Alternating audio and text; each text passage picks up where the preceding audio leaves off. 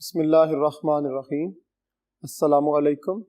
My name is Ahmed Nadeem and I am your teacher for statistics. Students, जैसा कि आपको मालूम है कि लास्ट कुछ लेक्चर्स में हमने टेस्टिंग ऑफ हाइपोथेसिस को स्टार्ट किया था और लास्ट लेक्चर में हमने testing of hypothesis about population mean mu के हवाले से कुछ अंडरस्टैंडिंग्स बिल्टअप की थी और कुछ न्यूमेरिकल क्वेश्चंस को भी अंडरस्टैंड किया था। आज उसी सिलसिले में हम आगे की तरफ बढ़ रहे हैं और कुछ और न्यूमेरिकल क्वेश्चंस को अंडरस्टैंड करेंगे, क्योंकि ये बहुत ही कॉन्सेप्चुअल टॉपिक्स हैं और आपको बहुत अच्छे तरीके से अपनी प्रीवियस अंडरस्टैंडिंग्स को साथ रखते हुए इन क्वेश्चंस को अंडरस्टैंड करना है। तो चलिए बोर्ड की तरफ देखते हैं और अपनी अंडरस्टैंडिंग्स को बिल्डअप करते हैं। क्वेश्चन है, a random sample of 100 recorded deaths in United states during the past year showed an average lifespan of 71 years। ठीक है, दो इंपॉर्टेंट चीजें हैं। ठीक है, दिस इज 100 और यहाँ पे हम सैंपल भी लिख लेते हैं। अ रैंडम सैंपल ऑफ 100 मतलब क्या है, आपके पास हम साइड पर यहाँ पर लिख सकते हैं n की वैल्यू हमारे पास 100 है। गिवन इंफॉर्मेशन को एक दफ़ा लिस्ट आउट करना बहुत ज़रूरी है ताकि आपके जो क्वेश्चन के अंदर जितने भी हमने वैल्यूज को पुट अप करना है या जितने भी कॉन्सेप्ट्स हैं वो अच्छे तरीके से क्लियर हो सके। सो 100 आपके पास n की वैल्यू आ गई और उसके बाद recorded deaths in United states during the past year showed an average life span of 71 years. ये बड़ा इंपॉर्टेंट पॉइंट है कि यहाँ पर आपको डिफरेंशिएट करना है और अपने माइंड के अंदर रखना है कि ये जो 71.8 ईयर्स की जो एवरेज दी गई है, is this about the population or is this about the sample? So be careful। Statement को बहुत अच्छे तरीके से क्लियर करेंगे तो इंशाल्लाह with the passage of time जैसे जैसे आप स्टेटमेंट्स को पढ़ते चले जाएंगे आपको ये क्लैरिटीज होती चली जाएंगी। यानी उसने ये कहा, a random sample of 100 recorded deaths in states in United states during the past year showed an average. यानी सैंपल जो है वो अपनी एवरेज को शो कर रहा है। दिस मीन्स कि ये जो 71.8 है this is average of sample यानी x बार की वैल्यू है। ठीक हो गया। उसके बाद आगे चलिए, with standard deviation of 8.9 years, मतलब कि चूंकि सैंपल के मीन की बात हो रही है और उसी हवाले से स्टैंडर्ड डेविएशन की बात हो रही है तो फिर इसका मतलब ये है कि आपके पास ये s की वैल्यू है। चूंकि हमें ये क्लियरली अंदाजा है कि n जो है वो ग्रेटर देन 30 है, इसलिए यहाँ पर s की वैल्यू यूज की जाएगी, s हैट यूज नहीं किया जाएगा। सो 8.9 ईयर्स जो है वो आपके पास s की वैल्यू आ गई। उसके बाद वो ये कह रहा है कि does this seems to indicate that average life span today is greater than 70।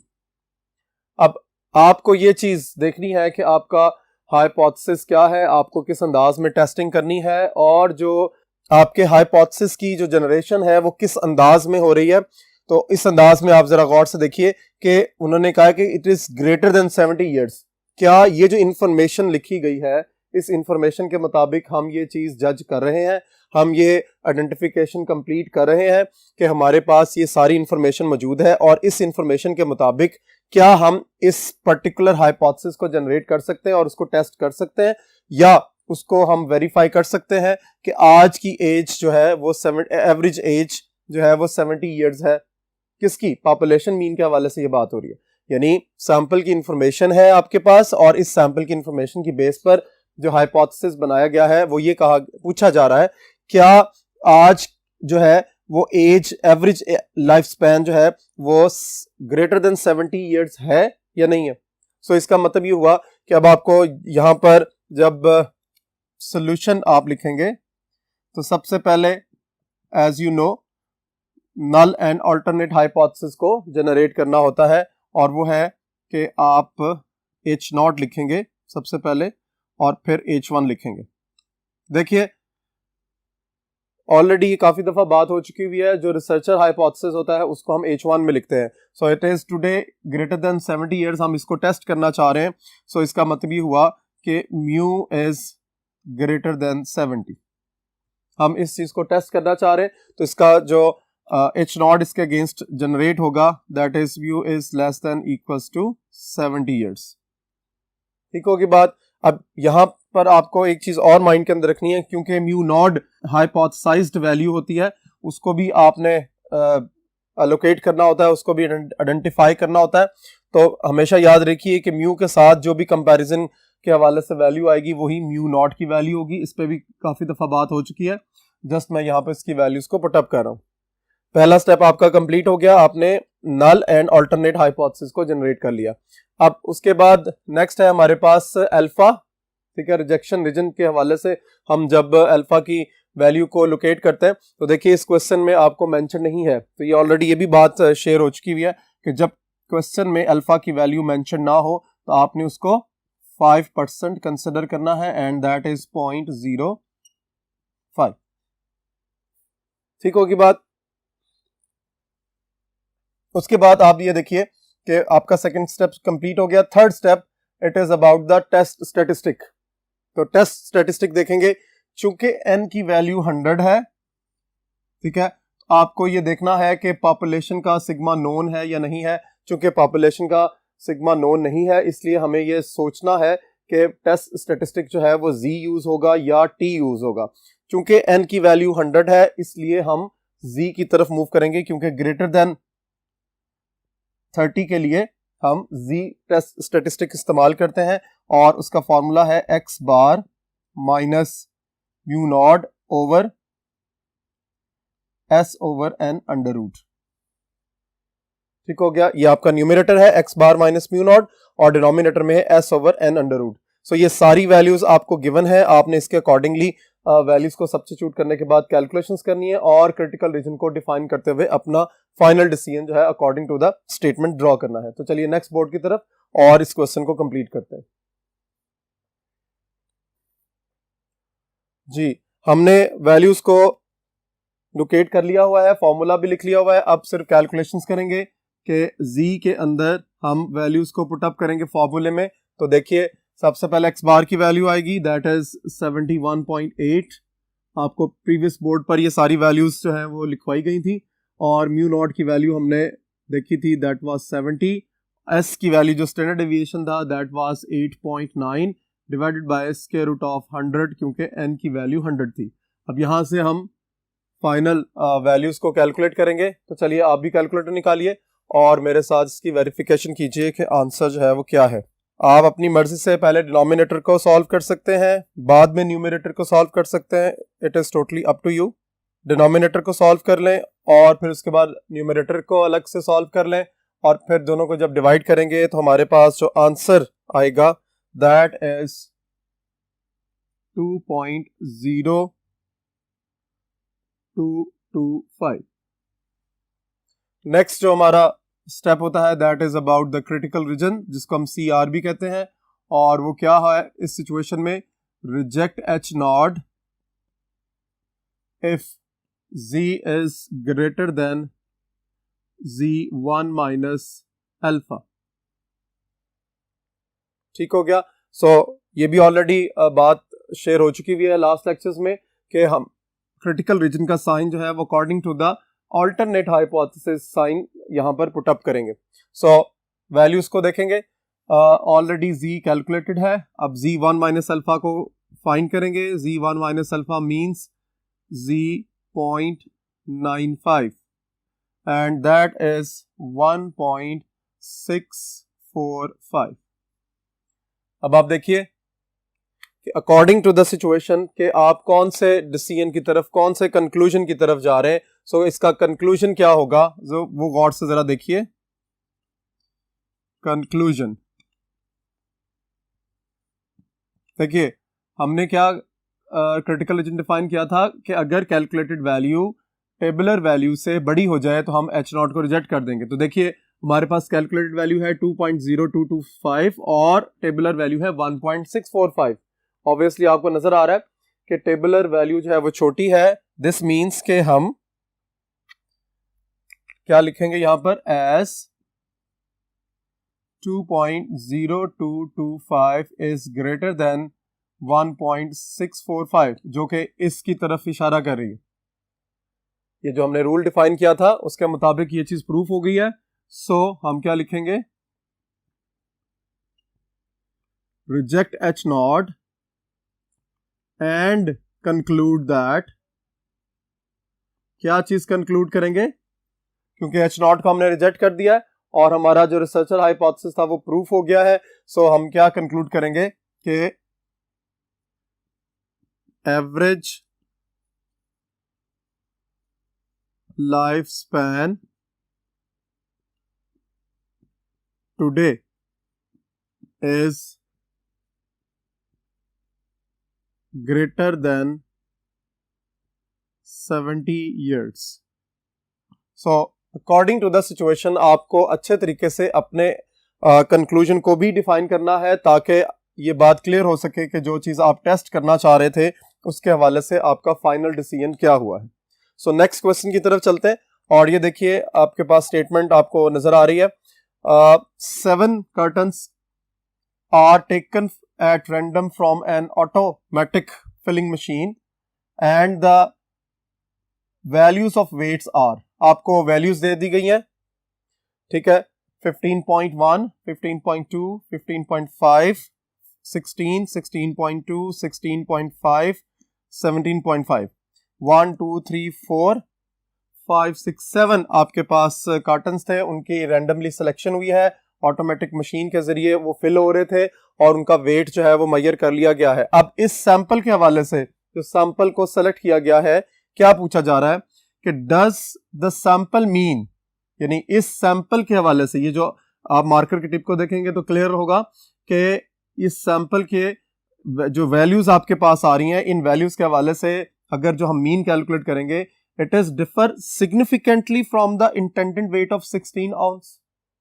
ठीक है, तो हमने ये चीज टेस्ट करनी है कि इस सैंपल की जो इंफॉर्मेशन है उस इंफॉर्मेशन से हमें ये चीज जाहिर हो रही है कि जो सैंपल का मीन है वो डिफर कर रहा है सिग्निफिकेंटली। अब यहां पर एक बड़ी इंपॉर्टेंट बात जो याद रखने वाली है, एक तो आपने ये देखना है कि 7 कार्टन्स हैं, इसका मतलब है n की वैल्यू लेस देन 30 है। नंबर 2, आपको सैंपल की वैल्यूज गिवन है, सैंपल का मीन गिवन नहीं है। इसके अलावा पॉपुलेशन का स्टैंडर्ड डेविएशन या वेरिएंस भी गिवन नहीं है।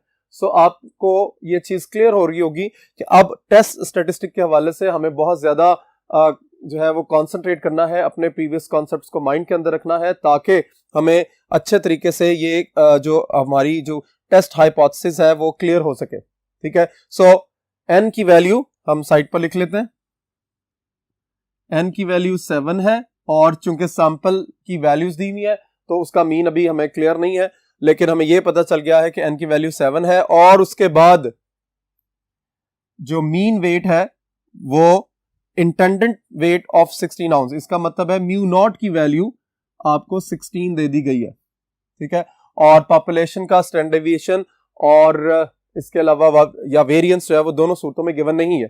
सो अब इसका मतलब यह है कि variance unknown and n is less then 30। सो इसका मतलब है कि यहां पर हम टेस्ट स्टैटिस्टिक्स t इस्तेमाल करेंगे और वहीं से फिर हमारा जो सैंपल स्टैंडर्ड डेविएशन है वो भी चेंज होगा, उसका फॉर्मूला भी हमें चेंज करना पड़ेगा एज कंपेयर्ड लार्ज सैंपल्स। ठीक है, सो स्टार्ट करेंगे, बेसिक स्टेप्स वही होंगे। सबसे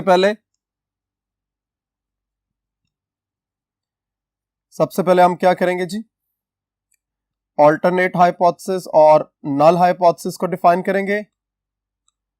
और चूंकि यहां से याद रखिए कि ये मीन डिफर है सिग्निफिकेंटली, तो जब आपके पास इस तरह की स्टेटमेंट आती है कि हमने उस डिफरेंस के हवाले से चेक करना है कि 16 ऑन से डिफरेंस है या नहीं है। अब डिफरेंस किस तरह का है ये नहीं बताया गया, जरा गौर करना आपने इस कॉन्सेप्ट के ऊपर, क्योंकि इस तरह के बहुत से क्वेश्चंस आपको पेपर में आएंगे कि जहां पर आपको नल एंड अल्टरनेट हाइपोथेसिस के हवाले से बड़ा ही क्लियर वे में सोचना है। क्या चीज कि डिफर सिग्निफिकेंटली का मतलब यह है किससे, 16 से, कि क्या वो वैल्यू उसके इक्वल है या इक्वल नहीं है। सो किसी हवाले से ग्रेटर देन की या लेसर देन की सिचुएशन क्रिएट नहीं हो रही। सो यहां पर हम क्या लिखेंगे, mu is equals to 16 and mu is not equals to 16। ये mu is equals to mu nought और mu is not equals to mu nought वाली सिचुएशन क्रिएट हो गई। सो बी केयरफुल, यहां से आपको इस अंदाज में ये जो मैंने ब्लैक लाइन अंडरलाइन किया है स्टेटमेंट को, यहां से आपको अंडरस्टैंड करना है। सो अल्फा अगेन आपको गिवन नहीं है, लेकिन चूंकि हमें ये पता है कि 5% यूजली कंसिडर किया जाता है, सो इट इज 0.05। ठीक है जी, नेक्स्ट बोर्ड की तरफ चलते हैं और इन वैल्यूज को यूज करके अपने क्वेश्चन को कंप्लीट करते हैं। जी, हमारे पास जो सैंपल की वैल्यूज है वो x की सूरत में यहाँ मेंशन्ड है। स्टैंडर्ड डेविएशन जो t के हवाले से हम इस्तेमाल करते हैं उसको भी यहाँ पर कैलकुलेट करेंगे, लेकिन सबसे पहले हम टेस्ट स्टेटिस्टिक का फॉर्मूला लिख लेते हैं। टेस्ट स्टेटिस्टिक्स चूंकि t इस्तेमाल होगा, that is x bar minus mu not over s hat over n under root. ठीक होगी बात। सो बी केयरफुल कि यहाँ कैलकुलेशंस किस अंदाज में होगी। म्यू नॉट की वैल्यू आपको क्लियरली मेंशन्ड है, दैट इज 16। x बार आप इन वैल्यू से कैलकुलेट करेंगे और n आपको गिवन है, so s hat is also be to be calculated. So s hat को हम यहाँ साइड पर कैलकुलेट कर लेते हैं। s हैट स्क्वायर का जो फॉर्मूला है that is 1 over n minus 1। ये शॉर्टकट फॉर्मूला हमने इससे पहले भी लास्ट चैप्टर में स्टडी किया था, sigma x square minus sigma x whole square over n। So यहाँ पर हम वैल्यूज को सब्स्टिट्यूट करेंगे। सबसे पहले हम एक्स स्क्वायर फाइंड कर लेते हैं कि x square sigma x square क्या है हमारे पास। सॉरी, सीक्वेंस में देख लेते हैं, सिग्मा एक्स और सिग्मा एक्स स्क्वायर को यहाँ पर फाइंड कर लेते हैं। सो देखिए, कैलकुलेटर पर इसको वेरीफाई करेंगे। 15.1 plus 15.2 plus 15.5 plus 16 plus 16.2 plus 16.5 plus 17.5। It is 112 divided by 7, तो आपके पास वैल्यू आ गई है सिग्मा एक्स की 16। ठीक हो गया। अब आगे चलेंगे, सिग्मा एक्स स्क्वायर को कैलकुलेट करेंगे। 15.1 square plus 15.2 square plus 15.5 square plus 16 square plus 16.2 square plus 16.5 square plus 17.5 square. So this is 1796.24। देखिए, एक बड़ी इंपॉर्टेंट बात जो अक्सर जल्दी में आप लोग जब कैलकुलेशंस करते हैं और छोटी छोटी बातों का ख्याल नहीं रखते और उन मिस्टेक्स को जो है वो जल्दी में कर जाते हैं, और ये मैं इनसे पहले भी लेक्चर्स में आप लोगों को इस तरह की मिस्टेक्स जो है वो बोर्ड पर, यानी जब हम कैलकुलेशंस कर रहे हैं तो इस तरह की मिस्टेक्स के हवाले से आपको अवेयर करता रहा हूं कि जब भी आप कैलकुलेशंस करें, देखिए हमने सिग्मा एक्स की वैल्यू कैलकुलेट करनी थी, लेकिन जब हम 16 की तरफ मूव करते हैं तो सिग्मा एक्स ऑब्वियसली 16 से ज्यादा होगा। ये बात याद रखनी है। बाज़ औक़ात चूंकि हम एक फ्लो में कैलकुलेशंस कर रहे होते हैं और हमारे पास इससे पहले जो फॉर्मूला था that was sigma x minus x bar whole square over n. ठीक है, so x minus x bar का जब फॉर्मूला आप यूज करेंगे देन आपको एक्स बार की जरूरत है, लेकिन चूंकि यहां पर हमें सिग्मा एक्स की जरूरत है तो हम सिग्मा एक्स के हवाले से जब कैलकुलेशंस करेंगे तो ऑब्वियसली इन सब का सम चाहिए। This is the value of x bar. So आप ये चीज जहन में रखें कि यहाँ एक्स बार यूज नहीं करेंगे, यहां पर आप सिग्मा एक्स की वैल्यू यूज करेंगे एंड दैट वाज 112। ऑब्वियसली ये इन वैल्यूज का सम जो है वो 16 नहीं हो सकता। ये बातें छोटी छोटी जो है वो माइंड के अंदर रखना जरूरी है क्योंकि फ्लो में इस तरह की मिस्टेक्स होती हैं। सो अब वैल्यूज को सब्स्टिट्यूट करेंगे। s hat square is equals to 1 minus n minus 1 का मतलब है 7 minus 1 it is 6। सिग्मा आपके पास x स्क्वायर की वैल्यू है 1796.24 और माइनस सिग्मा x है 112 स्क्वायर डिवाइडेड बाय n की वैल्यू है 7। सो आप इसको सॉल्व करेंगे, 112 का स्क्वायर लेंगे और उसको डिवाइड कर देंगे 7 से और फिर ये वैल्यू माइनस होगी 1796 96.24 में से, और फिर आप इसको डिवाइड कर देंगे 6 से। सो फाइनली आपके पास एस हैट का जो आंसर आएगा that is square root of 0.7067, और फिर इसका जब स्क्वायर रूट लेंगे तो आपके पास फाइनली एस हैट का आंसर आ जाएगा 8406। यही एस हैट जो है वो यहाँ फॉर्मूले में पुटअप होगा। तो देखिए वैल्यूज को सब्स्टिट्यूट करेंगे, एक्स बार की जगह पर हमें यहां से इंडिकेट कर सकते हैं एक्स बार जो हमने इससे पहले कैलकुलेट किया था दैट वाज 16।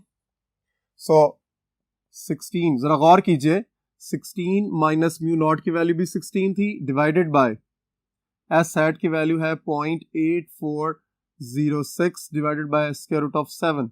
लेकिन अगर आप न्यूमरेटर की तरफ तवज्जो दें तो देखें आपको without having any kind of calculations आप इसका आंसर फाइंड कर सकते हैं। और ये बात मैं शुरू से कहता हुआ आ रहा हूँ कि स्टैटिस्टिक्स में जितनी ज्यादा ऑरल कैलकुलेशंस को आप प्रेफरेंस देंगे आपका क्वेश्चन उतने ही अच्छे तरीके से क्लियर होगा। और जल्दी भी सॉल्व होगा। 16 minus 16 0, 0 divide by anything is 0। अब नेक्स्ट है आपके पास critical region that is reject H nought if t calculated, चूंकि ये इक्वालिटी और नॉट इक्वालिटी के अंदर है, is greater than t v1 minus alpha by 2। Sorry यहाँ t1 माइनस अल्फा बाय 2 को यूज करेंगे क्योंकि बोथ साइडेड है। अब यहां से हम v की वैल्यू कैलकुलेट करेंगे that is n minus 1, n is 7 minus 1 it is 6। ठीक है, अब 7 माइनस 1 6 हो गया, और 1 माइनस अल्फा बाय 2 ऑलरेडी आप एस्टिमेशन में कॉन्फिडेंस इंटरवल में काफी दफा ये कैलकुलेशंस कर चुके हुए। सो डायरेक्टली मैं ये लिख रहा हूं कि 1 माइनस अल्फा बाय 2 कैसे आएगा इफ योर अल्फा इज 0.05। सो इसकी वैल्यू आपके पास आ जाएगी 0.975। ठीक हो गया। अब आपको t 7 इंटू 0.975 की वैल्यू कैलकुलेट करनी है। जब हम टेबल पर देखेंगे हमारे पास v की वैल्यू 6 है और 1 माइनस अल्फा बाय 2 की वैल्यू है 0.975, तो हमें आंसर मिलेगा 2.447। अब हमने इस वैल्यू का कंपैरिजन करना है अकॉर्डिंग टू सिचुएशन। जरा देखिए 0 इज लेस देन 2.447। इसका मतलब ये हुआ कि हमारे पास ये जो क्रिटिकल रीजन हमने डिफाइन किया था ये प्रूफ नहीं हो सका। ठीक है, ये बात आपने याद रखनी है कि 0 is not greater than 2 point, यानी आप कंक्लूजन में क्या लिखेंगे,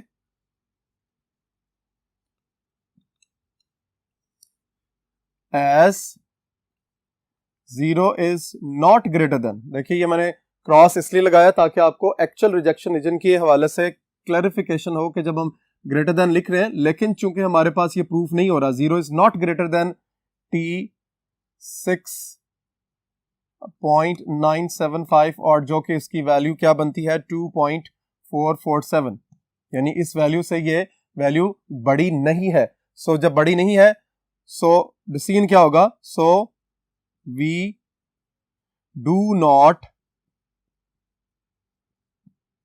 reject H naught and conclude that